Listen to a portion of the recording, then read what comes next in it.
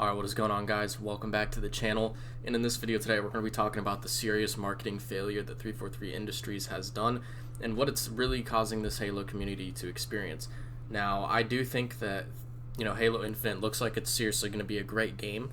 It's just that 343 is seriously taking so many missteps and making so many mistakes with this game's marketing cycle, and honestly causing a lot more problems than actual good, I think, at least. Now, a lot of other Halo YouTubers have brought this up, but we think that 343 may in fact be making Halo Infinite more for the masses rather than the, OG fans who have been playing Halo for the last 2 decades. Now, with this, I do agree to an extent, but I also tend to disagree. I feel like 343 really wouldn't have gone to such lengths to fix the story and, make the art style and the graphic quality of the game a lot better. And it probably would have been a lot easier for them to keep their current art style and continue the story they wanted to. However, they did shift it into second gear, and I can see where they do think that this game is being made for the masses. 343 has come out and said many times now that you will not need to have played Halo 4 and 5 to understand what Halo Infinite's story is or the context of the story, and that could be just a easy way of saying, hey, this game is going to be made for every person to play and every person to have a new starting point. And it may not have been something we looked at immediately and thought, oh, this is a inherently bad thing about the game.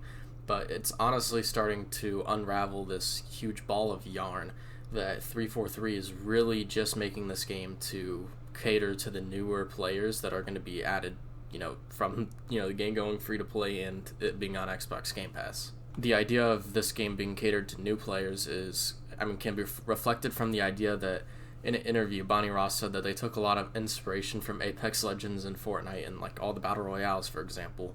And, they've already confirmed this game is going to be free to play, which definitely follows both pathways of, Fortnite and Apex Legends.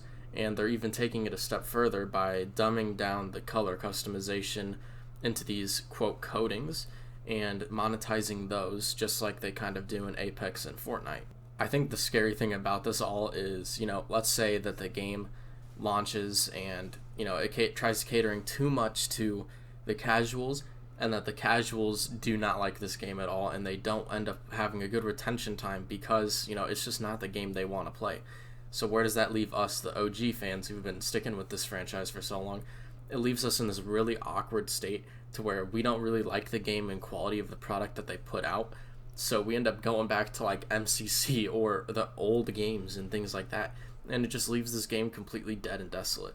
I think what 343 was trying to do is, because this game's going to be on Game Pass and because it's also being free to play, they're hoping that the influx of fresh new faces to Halo is eventually just going to drown out the old community and put all these new players, as the forefront of the game, even if that means taking out the old community that was there.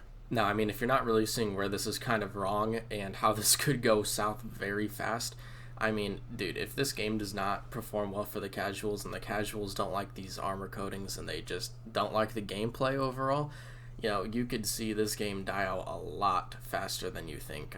When they say 10-year game, they better mean 10 years of good content and a very good polished game, so that way people actually stay with this game. And like I've said in the last 3 Halo Infinite videos I've made, we just need to get some content. We need to see these things that they're working on, and we need to have our faith restored in this franchise and the developer. I feel like the reason we're all speculating so negatively right now is just because this developer is only giving us negative news. Out of all the things they could have, told us about, they only told us about armor coatings. Why tell us about microtransactions when that's not going to go over well? I don't really get it. We need to get some good news here, or else this game is not going to do very well at all, at launch at least. And, let's hope this game plays well, and let's hope we get some news here on November 9th. I'll talk about that in a video, later. But that's all I've got for this video, guys. If you did enjoy, slap like, make sure you are subscribed, and leave your comments and your thoughts down in the comments section down below. I will read and respond to every single comment, so make sure you leave a good one. That's all I got for this video, guys. Stay hydrated. I'll see you in the next video. Peace out, boys.